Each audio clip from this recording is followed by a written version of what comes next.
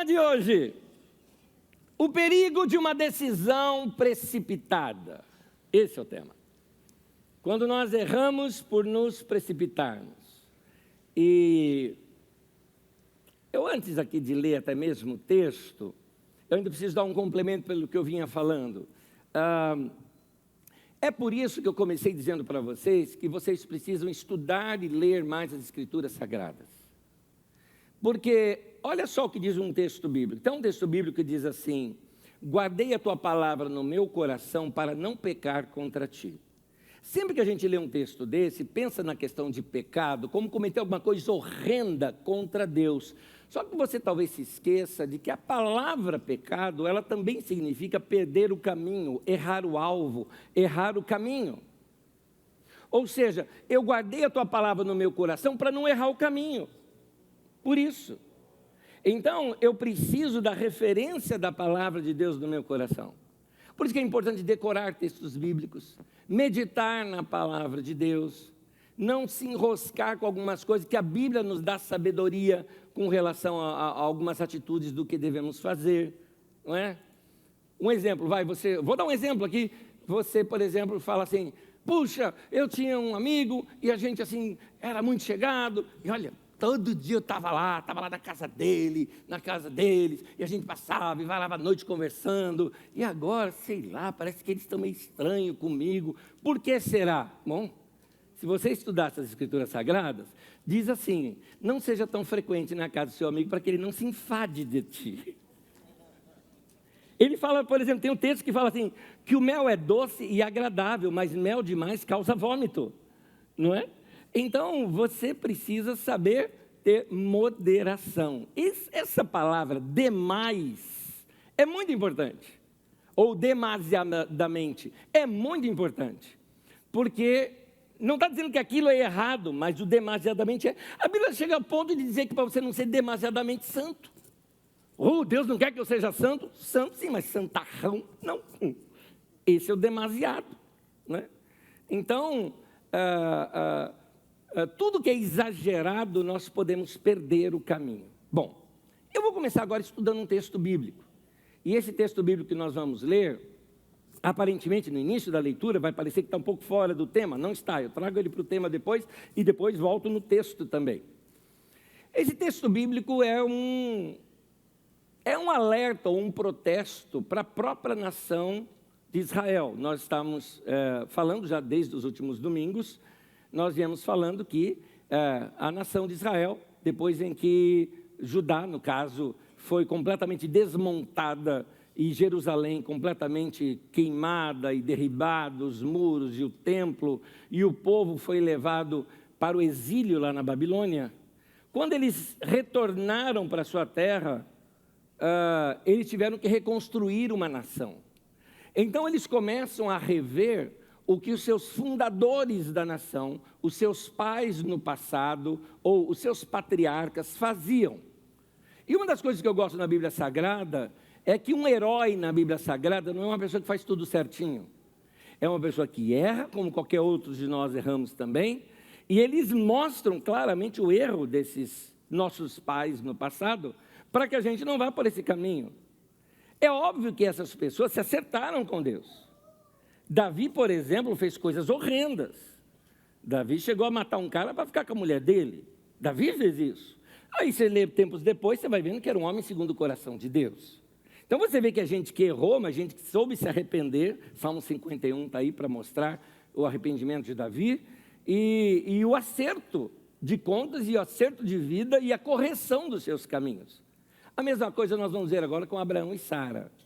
Abraão e Sara, a gente já sabe o final da história. O final da história, eles são nossos pais na fé. Uma referência de fé. Os patriarcas da nação. E nos deixaram uma história, um legado maravilhoso.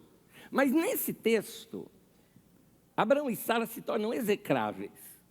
Se tornam assim, um mau exemplo. E a Bíblia nos relata essas coisas para mostrar que qualquer um de nós, se nós não cuidarmos, tomarmos decisões precipitadas, decisões baseadas em crises interiores e problemas emocionais, muitas vezes, que nos levam a nos precipitar, Nós vamos causar problemas e problemas com consequências gravíssimas. E é o que acontece aqui no caso de Abraão e Sara. Vamos começar a leitura e eu explico um pouquinho mais depois. Começo em Gênesis 16. Na verdade, eu deveria ler o capítulo inteiro de 16, depois o capítulo inteiro de Gênesis 21, mas abreviando o nosso tempo de leitura, que você pode fazer isso na sua casa, eu vou ler um trecho pequeno e explico um resumo da história.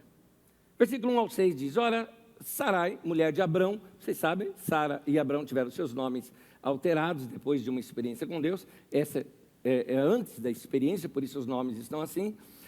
Ora, Sarai, mulher de Abrão, não lhe dera nenhum filho, como tinha uma serva egípcia, ou uma escrava egípcia, chamada Agar, disse a Abrão: já que o Senhor me impediu de ter filhos, possuo a minha serva. Talvez eu possa formar família por meio dela.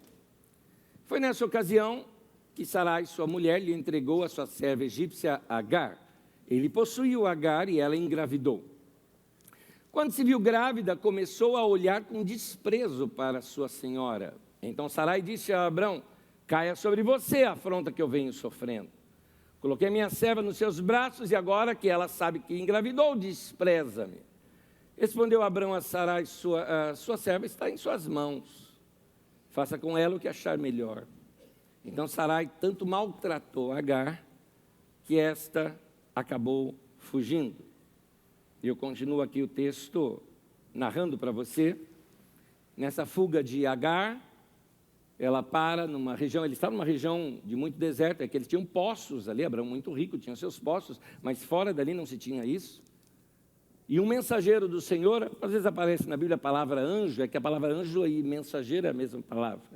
Um mensageiro de Deus chega para essa mulher e diz: volta lá, você está grávida, você não vai sobreviver aqui nesse deserto. É dos males o menor. É horrível o que você está passando lá, mas é o único jeito de você continuar viva. Então ela voltou. E na sequência, ela tem esse filho. É um filho de Abrão, mas é dela. Mas como assim é dela?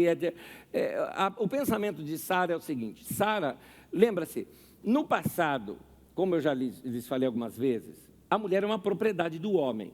O homem compra a mulher. O dote era uma compra. Tá? Então nós estamos dentro de um mundo completamente machista. Agora, escravo também é uma compra. Essa mulher, a Agar, ela era escrava de Sara. Sara era dona dela. Portanto, Sara chega na seguinte conclusão: se eu não gero filho para o meu marido, o que para ela era uma vergonha, porque naquele tempo era uma vergonha para a mulher não ter filhos.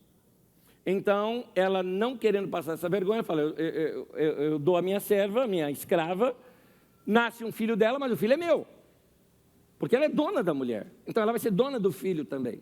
Então o filho é meu, então eu te dei um filho. Seria mais ou menos essa a ideia, porque Abraão não tinha descendência. Então, mas Deus havia prometido a Abraão que daria um filho. E você nota aqui que Sara quer dar um jeito, já que Deus ainda não fez o que deveria fazer. Já já nós vamos ver essa confusão. Deixa eu continuar a história. Agar retorna, tem o seu filho, Ismael. E passado algum tempo, e aí lá já no capítulo 21, você vai ver que Sara finalmente tem o seu filho, que foi Isaac. E o Ismael está brincando com Isaac. Só que Sara, ao ver aquilo, ela entendeu que o mais velho ali estava, de uma certa forma, humilhando o mais novo. E era brincadeira entre eles. O texto mostra que estão brincando. Mas não é o que Sara via. E aí vem uma situação pior do que essa que você viu. Porque Sara resolve de vez despedir essa mulher, enviá-la para longe, ou seja, a única região ali ao redor era deserto. Em outras palavras, mandou para morrer.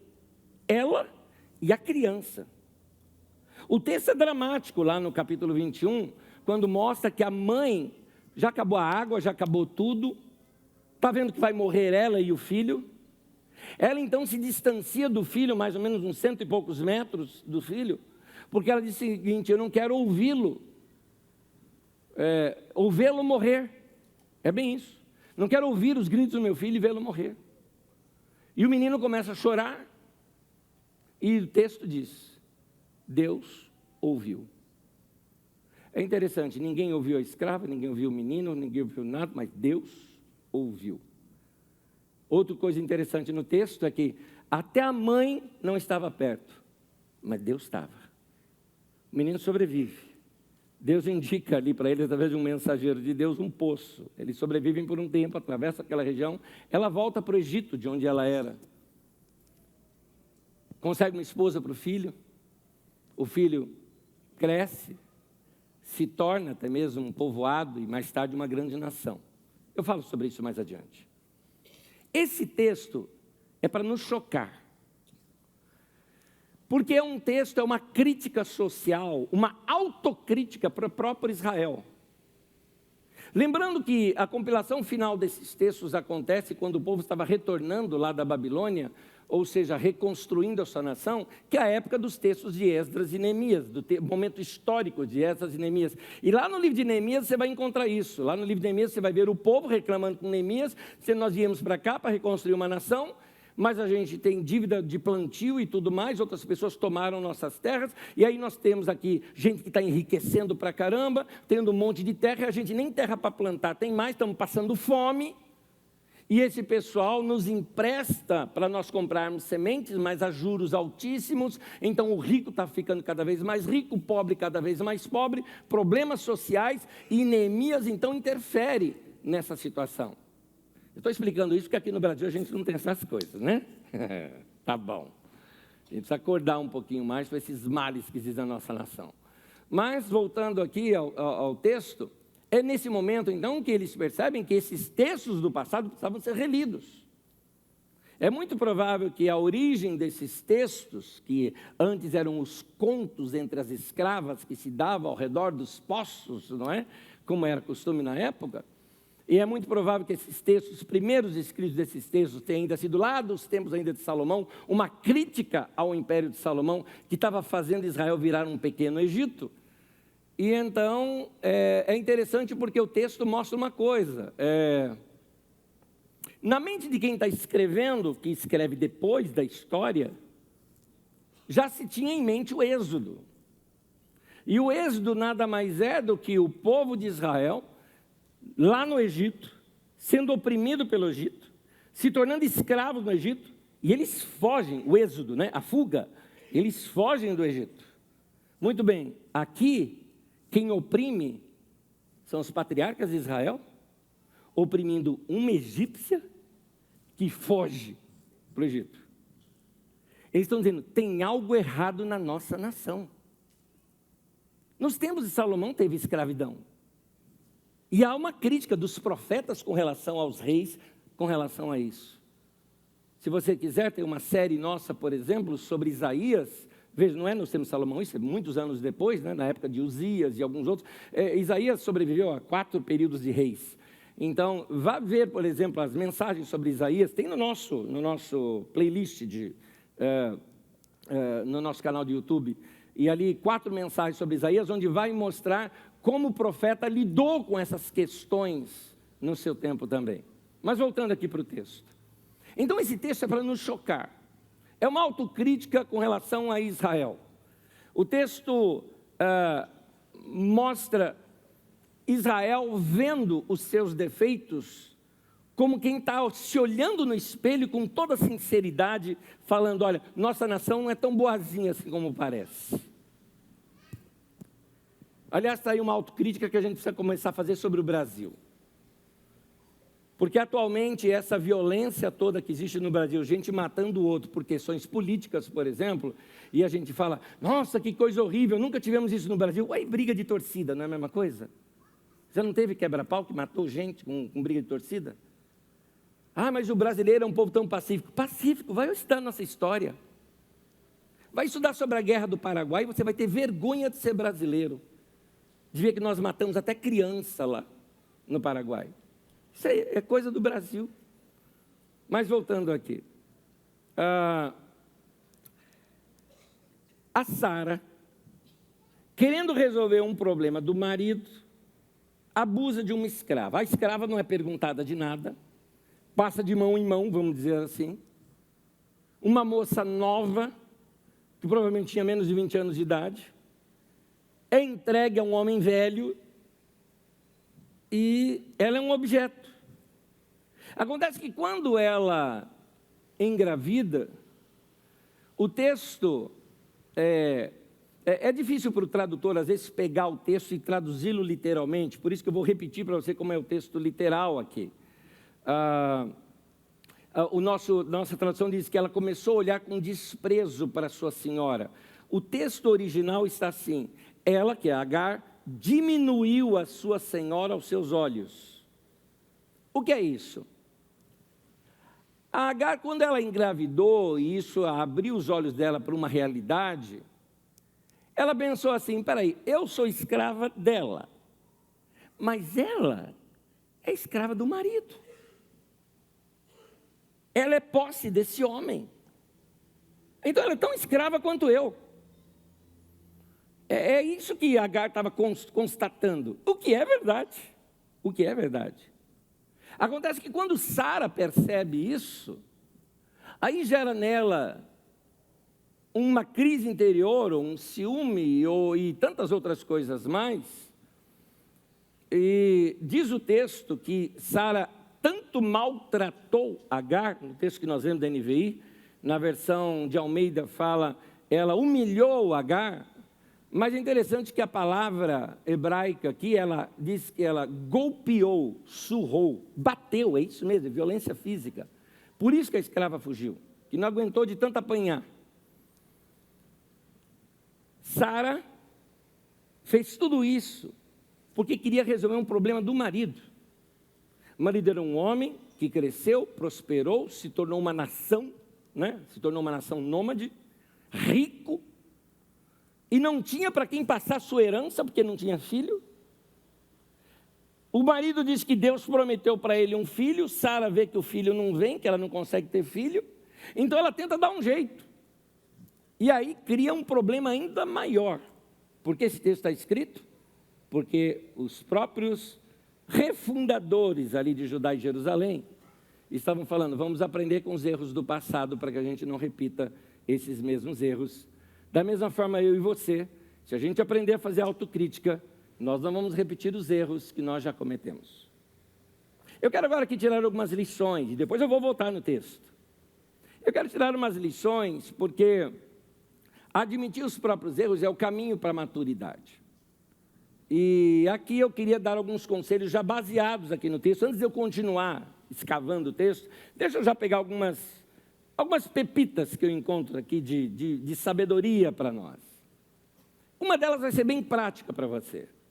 Não tente resolver o problema dos outros sem uma orientação de Deus. O problema de não ter filhos não era um problema de Sara. Era um problema de Abraão com Deus. Não era o problema dela. Mas Sara que era estéril. Mas não era o problema dela. Deus prometeu foi para Abraão. Deus falou com Abraão, eu vou te dar um filho. Aí a Sara vê que não acontece, que não consegue, ela tenta dar um jeito. Sara tenta resolver o problema do marido e faz essa lambança toda aqui que a gente conhece. Nada disso teria acontecido se a Sara não tivesse inventado moda. Por que Sara foi meter o bico nessa história? Olha a confusão que arrumou. Aliás, a gente tem que de vez em quando perceber quanta burrada a gente já fez na vida, cheia de boas intenções. Que a intenção de Sara parecia boa. Só parecia, porque deu no que deu. E a situação fica bem pior depois que eu te mostro. Mas, vamos parar para refletir nesse momento, que quando a gente tenta resolver o problema de uma outra pessoa, mas sem uma orientação de sabedoria, lembra que no começo eu comecei a falar com vocês sobre ter a palavra de Deus dentro do coração, que são princípios, ouvir a voz do Espírito Santo, que é a paz interior, a direção do Espírito Santo na sua vida, e ouvir conselhos, tudo isso para se tomar uma decisão. Mas aí você, na boa intenção, estou citando fatos que eu já tive que administrar. Na boa intenção, você chega assim para o cara e fala, não, eu estou vendo aí que você está apertado, meu terreno aqui é grande, constrói tua casa aqui, ó. A gente divide aqui o terreno. Isso. O cara construiu. Só que aí ele se acertou na vida. E aí, mais tarde, ele quis vender a casa. E o outro falou, mas peraí, a casa então é minha, porque é no meu terreno. Não, fui eu que construí. E aí essa briga? Como é que fica? A intenção foi boa, mas não buscaram conselho. Quantas coisas, lembra o tema de hoje? O perigo de uma decisão precipitada. Uma moça um dia aqui na frente, batendo papo comigo, pastor, por que Deus fez isso comigo? Já começou assim a conversa. Eu estava aqui, né, atendo uma pessoa, atendo outra pessoa, pastor, eu quero saber por que Deus fez isso comigo. Eu lá sei o que você está falando, né? Não falei isso, mas o que eu quero? Me conta. Então, eu conheci o rapaz, aqui na igreja, tá? Aqui. Conheci o rapaz, tal, e a gente já trocou, tal, WhatsApp, conversava. E aí a gente namorou e tal, mas aí eu vim descobrir que ele é isso, ele é aquele outro. Por que Deus fez isso comigo? Eu falei, o que é que Deus tem a ver com isso? Ela errou em um monte de princípio. Princípio da precipitação, não buscou conselho. Eu falei, filha, você tem que puxar a capivara do indivíduo. Eu mesmo sabia de coisa que assim, eu diria o seguinte, ó, se fosse minha filha, ó, nananina não, que eu conheço o indivíduo, né? E aí, então, as pessoas tomam decisões precipitadas, começam um relacionamento precipitado, ou desfazem um relacionamento precipitadamente, começam um negócio de modo precipitado, desfazem um negócio precipitadamente, toma-se decisões e depois fala, Deus, por que eu estou passando por isso? Está aí o problema de decisões precipitadas. E muitas delas vieram na emoção. Um casal, por exemplo, sabe aquele tempo que o casal não está legal e está brigando e está aquilo, e está aquela cisma, o marido então querendo impressioná-la, o que ele faz? Faz um pacote de uma viagem internacional de navio, aquela coisa impressionante. Agora um detalhe, não é uma coisa que o cara planejou para daqui 1 ano e meio, ir pagando para conseguir nada, para a semana que vem, aquele negócio assim, sabe? Para impressionar a mulher. Gente, deu errado. Deu pane no navio em alto mar. Ficaram sem água.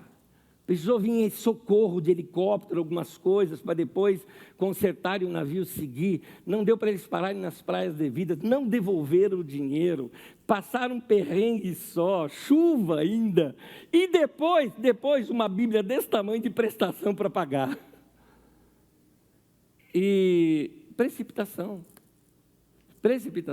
São decisões que às vezes nós tomamos e que enroscamos, e com isso nós vamos tendo consequências.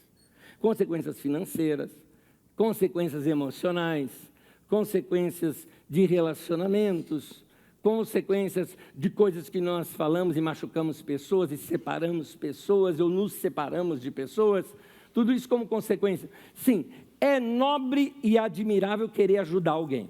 Sim, nós devemos ajudar pessoas, sim, mas não se envolver com o problema da pessoa. Já dizia a Dona Olinda, vocês vão conhecer a Dona Olinda, minha avó. Já dizia a minha avó, que a tua também já deve ter dito essa frase, tanto que um monte de vocês sabe até completar a frase para mim. Briga de marido e mulher, não se mete a colher. O que quer dizer isso? Eu não sei, mas eu entendi que não é para meter o bico no meio, né? Porque às vezes você vai lá, entrar, e você se envolve emocionalmente com aquele problema, e por causa disso toma decisões precipitadas. Qual foi o erro de Sara? Começa lá atrás. Sara tinha uma frustração interior, e na frustração dela, ela quis resolver o problema. Ela estava numa crise, e na crise emocional, ela tentou resolver um problema para suplantar aquela crise dela. E deu no que deu aqui. Às vezes nós somos muito emotivos e tomamos decisões no impulso.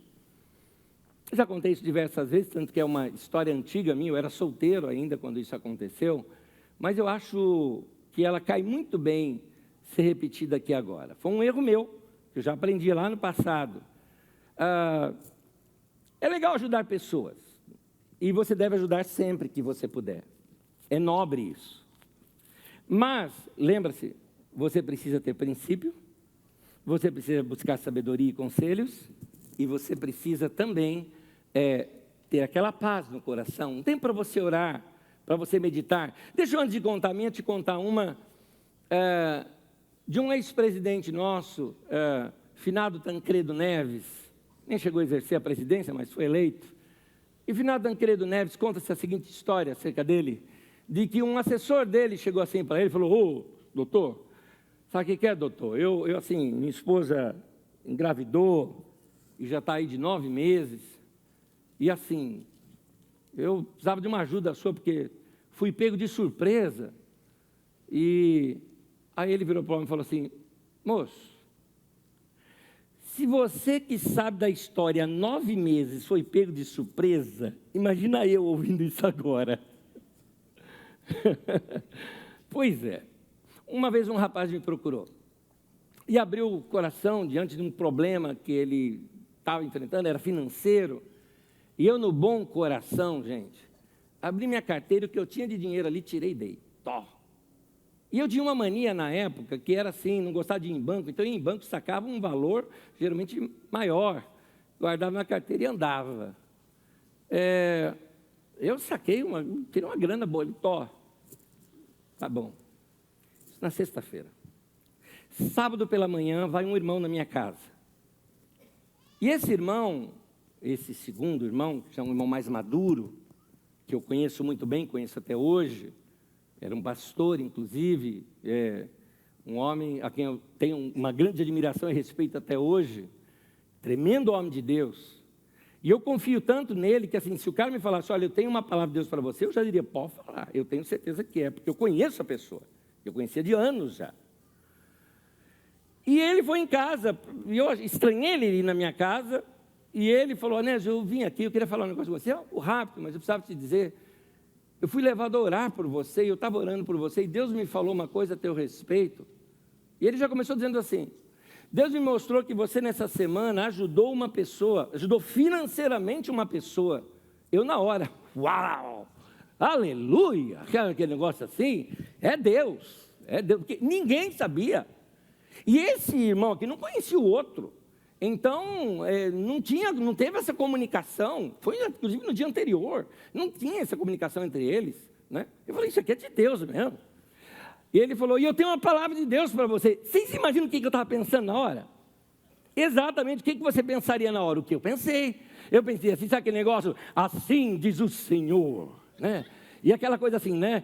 Eis meu servo bom, fiel, despojado dos seus bens, doou ao necessitado. Eu vi aqui dos céus. Eu imaginava uma profecia desse tipo. E o irmão foi falar para ele: eu tenho uma palavra de Deus para você. Eu já estava esperando isso. Fala. Assim diz o Senhor: não me atrapalha. Pois é. Pois é. Ele me explicou: Deus estava querendo tratar com esse rapaz. É uma pessoa desorganizada, que precisava aprender. Você foi lá e aliviou o aprendizado. Vai levar muito tempo agora para o cara aprender de novo. Ora antes, meu irmão. Vai ter comunhão com Deus. Vai buscar a paz. Vai buscar conselhos antes de tomar decisões. Porque quando nós fazemos as coisas sem essa orientação, ao se envolver demais, esse é o problema, se envolver demais com o problema dos outros, você acaba trazendo para você um problema que não era teu. Antes era uma pessoa com um problema, agora são duas, você e ele. Então, e tem pessoa que é assim, tem pessoa que é um imã do problema dos outros, já percebeu? Ela basta saber do problema dos outros, que você fala: mas fulana está passando aquilo. Mas o que tem a ver com você? Não sei, mas tem...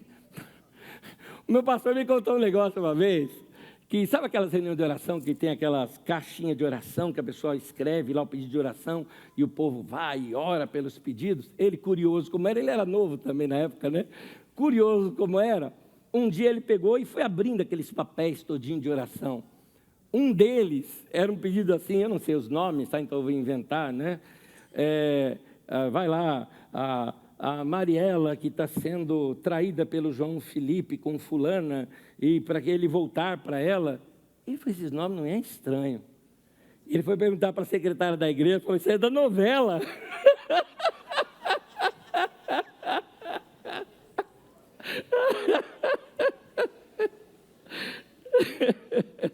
Tem gente que o problema lá da novela é problema dela, para ela levar para a reunião de oração, está entendendo? Tem gente que capta o problema dessa maneira. Muito bem. Gente, Sarai, por causa de um problema dela, tentando resolver um problema que era do Abraão, que não era dela, causou esse problema todo, e a coitadinha da Agar, que não tinha nada a ver com o pacto, que levou a pior nessa situação. E mais adiante eu volto na história. Mas eu continuo com outro conselho, uma outra dica para você aqui de sabedoria. Quem toma decisão precipitada, erra o caminho. Isso aqui é princípio bíblico. Lembra quando eu lhes disse que a palavra pecado e errar o caminho é a mesma palavra?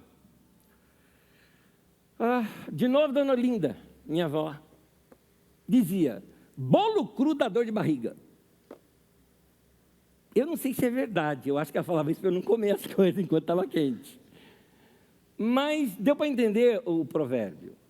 Está falando para não se precipitar, que as coisas têm um tempo certo. Quando a gente se precipita, a gente acaba decidindo rumos das nossas vidas sem planejamento, sem sabedoria e toma decisões erradas. E decisões tomadas assim, você depois fica torcendo, né? Fazendo figuinha, na sorte. Gente, eu não quero definir minha vida na sorte. Eu quero definir a minha vida por princípios.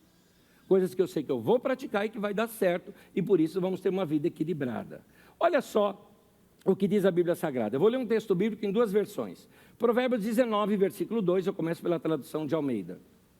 Não é bom proceder sem refletir, e peca quem é precipitado. Na nova tradução na linguagem de hoje diz assim, agir sem pensar não é bom. Quem se apressa erra o caminho. Nesse texto que nós lemos lá no começo, a Sara não ora, o Abraão não ora, agiram por impulso, Sara num impulso emocional, o Abraão num impulso carnal. Imagina, a mulher do cara chega para o cara e diz o seguinte, olha, Deus precisa te dar um filho, eu não tenho condição de dar. Tem uma serva minha aqui, de 20 aninhos de idade, para você. O Abraão falou, é de Deus. Nem orou. Deu essa lambança que deu. Então, um não ora, o outro não ora, não busca Deus, não busca orientação, não buscou sabedoria. Sara errou, Abraão também errou. Era para se esperar um cumprimento de uma promessa de Deus. E o que acontece depois? Interessante. Porque se você pegar a cronologia da história, Deus volta a falar com Abraão somente 14 anos depois. Deus se calou com Abraão e deixou ele, sem referência por 14 anos. Abraão não esperou, quis dar um jeito e nasceu o Ismael, e é toda essa história que nós conhecemos. Se precipitou, errou o caminho. O problema de Sara é que ela tinha uma frustração interna dela não poder ter filho, e a escrava é quem teve, e isso fez ela sair da linha. Sara começou a achar que agora a escrava estava provocando a ela. Mais adiante, naquela história que eu apenas lhes narrei, já no capítulo 21, quando ela vê o filho da escrava brincando com o filho dela, e Sara aí já tinha tido o seu filho, que é o Ismael, que é o Isaac, me perdoe, que é o Isaac. Quando ela viu o Ismael brincando com o Isaac, ela achou que estava humilhando o filho dela, zombando, e aí dá aquela história toda horrenda que eu lhes contei, enviando a escrava como se fosse para morrer. Nota uma coisa, esse é o perigo de imagens distorcidas. Quando você está numa autoestrada, um dia muito quente, e você está dirigindo, e aquele calor que sai do asfalto, às vezes você vê a imagem distorcida lá do outro lado. Ou se você está em alto mar e olha para a cidade ou para a costa, e o vapor que sai da água distorce a imagem que está lá do outro lado, os prédios parecem meio tortos, algo assim.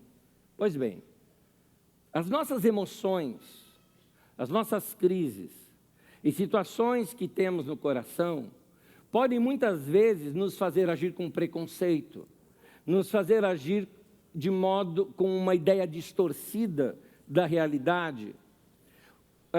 Os fatos reais chegaram aos olhos de Sara de modo distorcido por causa de sentimentos e frustrações interiores dela. Sara viu o que ela achou que viu. No texto fala apenas que o menino estava brincando. De fato, ela não viu. Mas o ciúme, a inveja e o preconceito e mais tantas outras coisas misturadas na cabecinha dela, distorceu aquela imagem. Mais uma vez, a falta de autocontrole fez ela se precipitar, fazer o que fez, até aquilo que eu lhes narrei lá do capítulo 21, que é pior ainda. E a consequência disso vem anos mais tarde. Essa história narrada, ou a vida de Abraão, por exemplo, é mais ou menos em torno de 1800, 1850 antes de Cristo. A descendência que Abraão gerou com Agar, que é Ismael, ele se tornou depois um povoado, depois desse povoado se torna uma nação, se torna um povo, inclusive com língua própria, e finalmente um povo grande sobre a terra. De Abraão com Isaac, a mesma coisa. Isaac, Jacó, Israel. De Ismael saíram os árabes. E de Isaac, os judeus. E até hoje tem briga. Por causa dessa lambança feita lá atrás. Por causa de uma mulher que não soube controlar os seus sentimentos e um homem que não soube controlar seus impulsos sexuais. Está aí. Você vê como uma decisão errada e precipitada pode causar algumas lambanças assim? E com consequências graves para o futuro? Por isso o tema de hoje, perigo de uma decisão precipitada. Mas eu tenho uma boa notícia para dar. Como uma boa notícia no meio? Tem uma boa notícia. Porque existe algo na Bíblia chamado arrependimento, que é mudança. A palavra arrependimento é mudança de direção, mudança de atitude, mudança de mente. Arrependimento não é chorar, arrependimento é mudar. Eu estou indo aqui e não vou fazer mais, eu vou fazer o que é certo, é por aqui que eu vou. Isso é mudança. E nessa mudança, nós temos uma outra palavra importante na Bíblia Sagrada: misericórdia. A misericórdia de Deus. Porque eu estou te contando eu estou lhe contando um momento podre da vida do Abraão, mas esse homem se torna depois uma referência de fé para nós. Aonde? Teve mudança, aí teve. As coisas mudaram. A misericórdia de Deus o alcançou. Davi sabia muito disso, ele escreve isso nos Salmos, muitas vezes, mostrando como Deus o corrigiu e acertou e endireitou os seus caminhos. Então, se errarmos ou se erramos o caminho, Deus pode nos trazer de volta. Deus pode fazer isso comigo e com você. Eu quero te mostrar isso. Lembra do texto que nós lemos de Provérbios 19, 2? Eu vou pegar só a última frase nas duas traduções. Provérbios 19, 2. Peca quem é precipitado. Na outra tradução, quem se apressa, erra o caminho.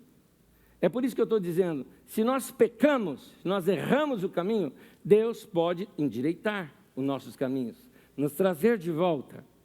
Se você pecou, eu quero te apresentar uma solução de como consertar isso. A solução está lá no Novo Testamento, em 1 João capítulo 1, versículo 9, e diz lá: se confessarmos os nossos pecados, Ele é fiel e justo para perdoar os nossos pecados e nos purificar de toda a injustiça. A palavra confessar, ela é muito importante aqui, porque ela não tem esse sentido que às vezes tem para nós, que é simplesmente contar algo. Não é eu chegar assim para Deus e falar: Deus, errei, né? Fazer o quê? Não é isso não, querido. Confessar não é isso. Alguém aqui estudou direito, advocacia ou algo parecido? Vamos lá? Alguém estudou direito? Ok, mais gente, tá bom. ali também, lá também. Você entende a palavra homologar? Muito bem, né?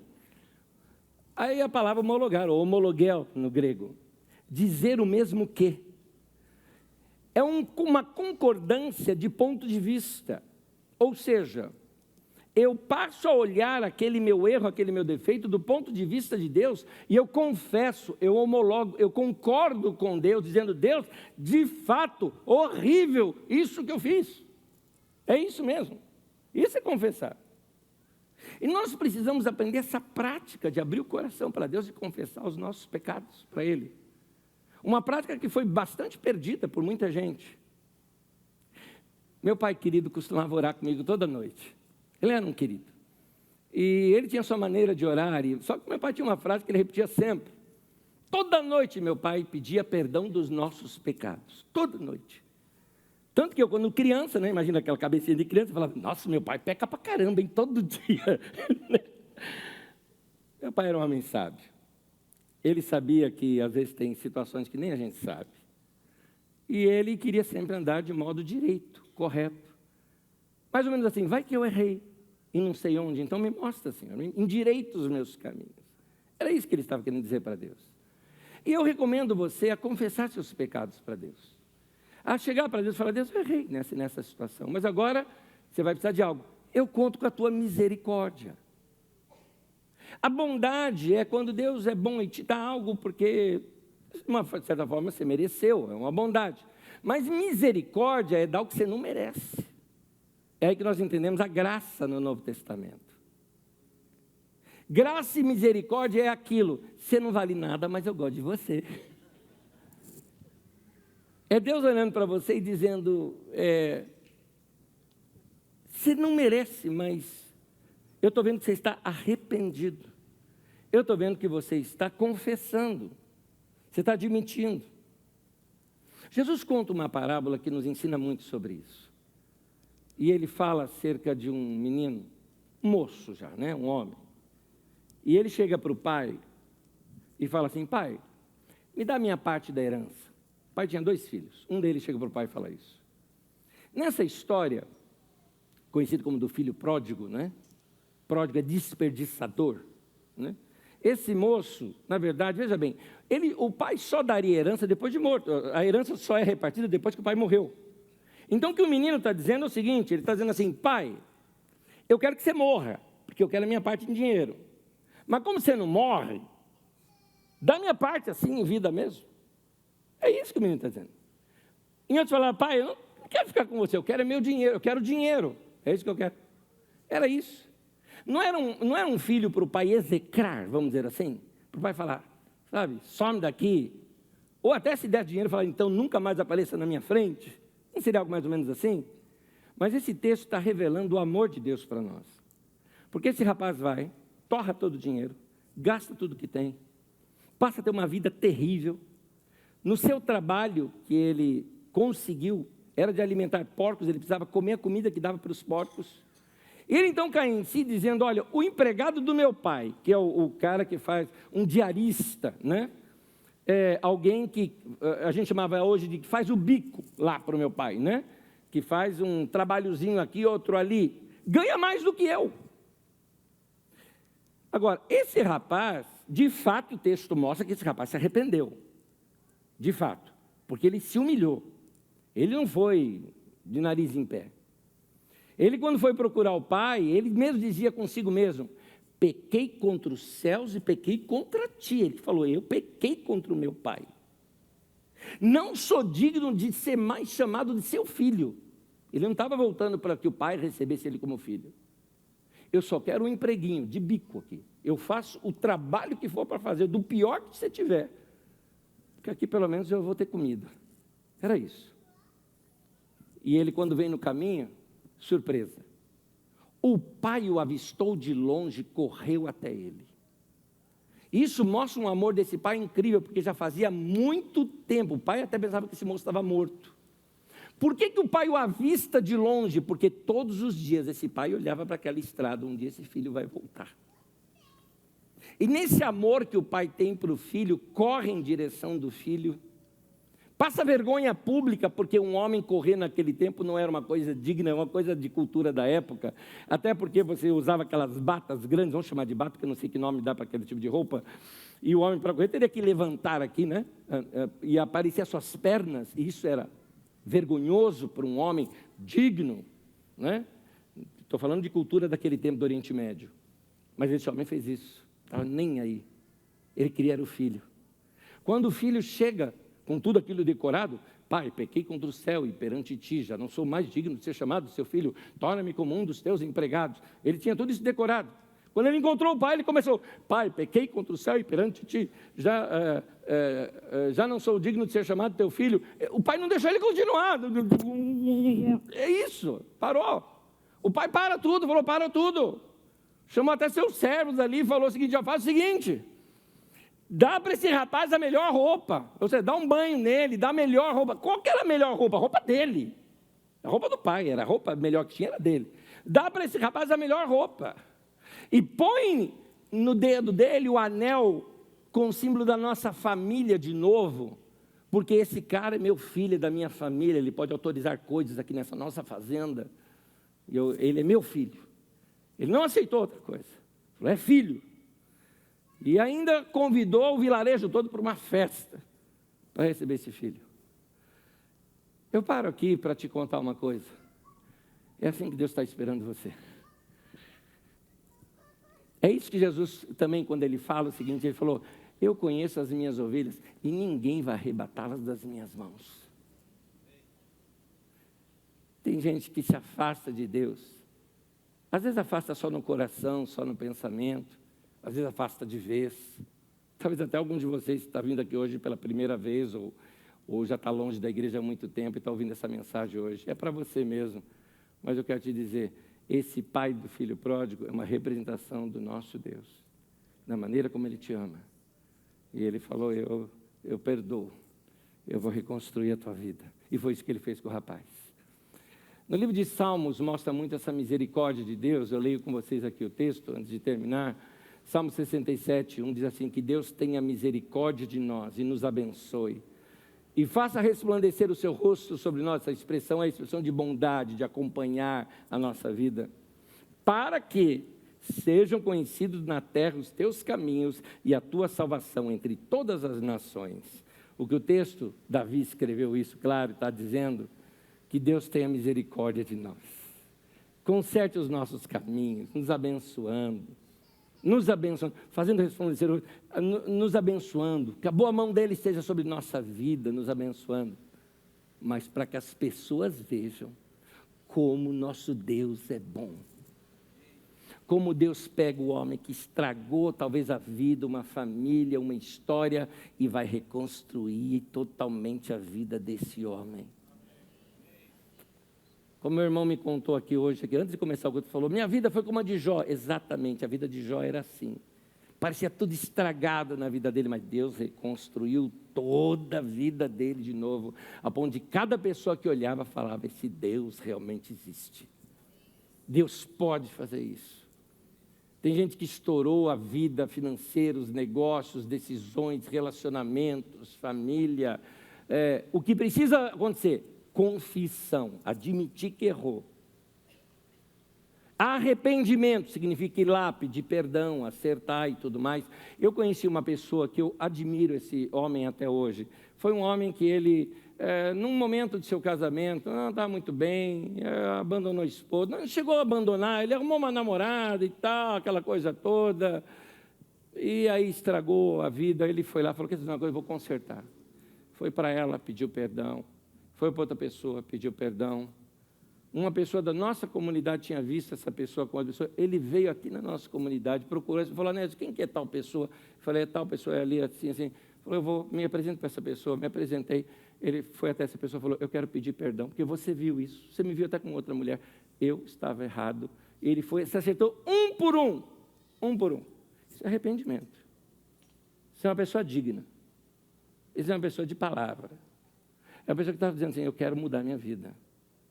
Então, que Deus tenha misericórdia de nós, nos abençoe e que as pessoas vejam essa bondade de Deus sobre a nossa vida, reconstruindo, restaurando vida, relacionamentos, família e tantas outras coisas mais. Essa história do filho pródigo, essa história de um pai amoroso que está de braços abertos, esperando o filho voltar para casa.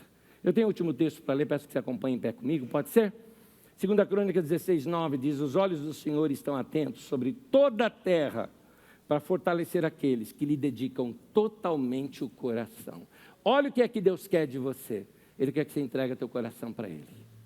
Dedica o coração para Ele. Você precisa ter esse coração voltado para Deus. As pessoas talvez vão dizer assim: você não merece, olha só o que você fez. Mas você pode dizer: eu sei o que eu fiz, mas Deus me perdoou, está me dando uma segunda chance, e dessa vez eu não vou errar, dessa vez eu vou acertar. Eu conheci, eu experimentei a misericórdia de Deus. Eu termino com essa frase: Deus não está procurando por pessoas perfeitas. Deus está focado em encontrar pessoas que têm o coração voltado para Ele. Ele passa os olhos por toda a multidão para encontrar um que o coração é dele. Talvez você esteja aqui hoje e está falando: será que Deus está me vendo aqui? Tenha certeza. Tenha certeza. Ele conhece cada detalhe da sua vida. Então, eu queria dizer para você que esse é o tempo de reconstruir, é o tempo da gente acertar a vida. Por isso eu queria fazer duas coisas aqui com vocês. Eu quero orar com você, eu quero orar por você. Com você, eu queria te convidar a orar junto comigo, repetindo uma oração, e eu já te digo o que eu vou orar. Quero te pegar de surpresa. Eu quero confessar nossos pecados diante de Deus. E pedir para Deus para acertar, ajudar a gente a acertar a nossa vida. E se você assim quiser, repete comigo a oração. E depois eu vou orar por todos nós aqui, buscando a bênção do Senhor por nós. Amém? Põe tua mão no coração e repete essa oração comigo. Diga assim: Senhor, eu te peço perdão dos meus pecados. Me perdoa, Senhor, por ter julgado pessoas baseado em meus sentimentos. Me perdoa, Senhor, por ter tomado decisões erradas sem ouvir a tua voz. Me perdoa, Senhor, se te ofendi em alguma atitude minha. Acerta os meus caminhos. Me ajuda. Me abençoa. Tem misericórdia de mim. Tudo que eu quero é estar perto do Senhor. Guarda a minha vida. Põe tua mão sobre a minha vida. E eu estou certo de que o Senhor irá responder esta oração, porque eu a faço no nome de Jesus. Amém. Querido Deus, eu oro por mim e pelos meus irmãos, para que a tua boa mão esteja sobre nós, consertando os nossos caminhos, nos dando sabedoria, nos orientando pelo teu Espírito Santo e nos levando a ter uma vida correta e reta. Que sejam abençoados os meus irmãos e irmãs, que prosperem em tudo o que fazem, que cada decisão de suas vidas sejam tomadas com sabedoria, que seu caminho seja, como diz a tua palavra, seja como a luz da aurora, que vai brilhando cada dia, cada vez mais, até chegar a ser dia perfeito. Seja assim de fé em fé e de glória em glória, e que experimentemos o melhor do Senhor aqui. Que a graça do Senhor esteja sobre todos nós e nos abençoe. Muito obrigado, Senhor, por falar conosco hoje e por ouvir nossas orações.